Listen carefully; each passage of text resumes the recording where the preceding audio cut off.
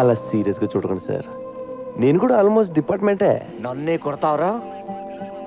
మెడకి ఇలాంటి పట్టి అమ్ముతారని కూడా తెలియదురా నాకు. అలా పగబెట్టకండి సార్, రాత్రంతా మీ దోలు తీసేసుకున్నారు కదా. ఒకసారి కమిషనర్ ఫోన్ చేయండి, నేను ఆయన బాగా తెలుసు. ఫోనా గాడిది గుడ్డ, నిన్నివాళ లాకప్ డచ్ చేయకపోతే నన్ను అడగరా. అబ్బా,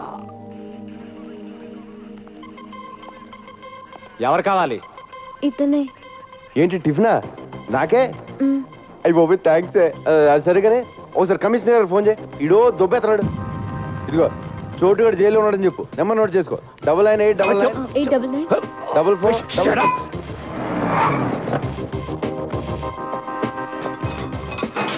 ఫోన్లేవా? ఆడు మనోడే, వదిలేసి. ఇది తగ్గడానికి 10 రోజులు పడుతుందని డాక్టర్ చెప్పాడు సార్. కనీసం ఈ 10 రోజులైనా వాడిని ఇక్కడ ఉండింది సార్, ప్లీజ్. ఏయ్ చిచి చిచి చి. Okay sir. నమస్తే సార్.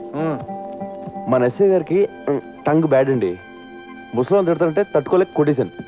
మన డిపార్ట్మెంట్ వాళ్ళు ఇలా బిహేవ్ చేస్తే ఎలా సార్? ఆ టాపిక్ వదిలే. లైఫ్ సెటిల్ అయిపోయే పని ఏదైనా ఉందా అని అడిగావు, గుర్తుందా?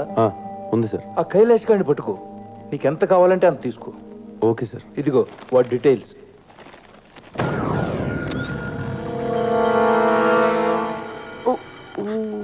నువ్వు నన్ను చాలా లవ్ చేస్తున్నావు, ఆ విషయం నీకు అర్థం కావట్లేదు.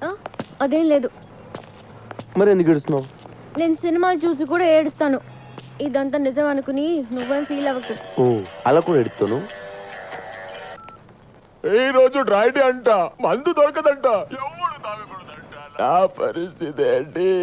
ఒరే ఎలా బాటిల్ తెస్తాను, నువ్వు ఎతకరా ప్లీజ్ రా. చూడు, జాగ్రత్త, ఇంటికెళ్ళి కాపడం పెట్టుకో. ఎవడు పెడతాడు? దా నువ్వు రా, నువ్వు వచ్చి పెడితే కింద ఆటో, దా మగరం. నువ్వు వెళ్ళు. పోనీ. మీరెలా వెళ్తారు? మేము వచ్చేస్తాము. నా దగ్గర పనిచేయడమే నీ గోల్ అయితే నువ్వు నాకు వేస్ట్. బ్రహ్మాజీ నాకు ఎలా ఉండాలంటే వీలు దొరికితే నన్ను కాల్చి పడేసి నా సీట్లో కూర్చోవాలి. ఇది నీ టార్గెట్ అయితే ఐ రియలీ అప్రిషియేట్ యూ.